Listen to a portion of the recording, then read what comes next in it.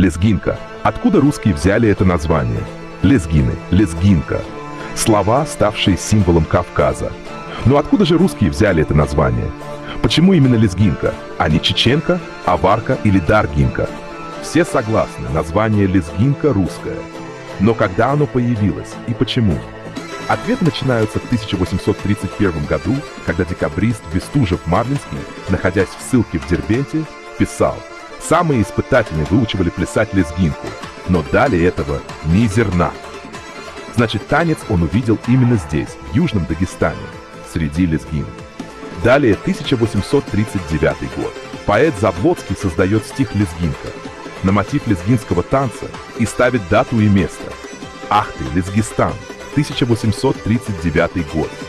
Русские увидели танец именно у ахтынцев, у лезгин. Затем знаменитая осада Ахтынской крепости 1848 года.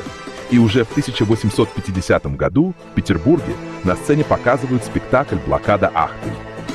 Впервые русская публика увидела быстрый, яркий, стремительный танец кавказских горцев и была поражена.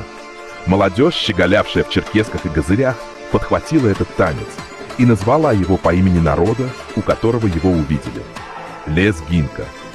Позже художник Василий Верещагин, путешествуя по Южному Дагестану, пишет картину «Лезгинка», сделанную из лезгинской натуры, и датирует ее 1864-1867 годы. А Большая советская энциклопедия утверждает: лезгинка – народный танец лезгин, распространившийся по всему Кавказу. Таковы источники, такова история, такова правда.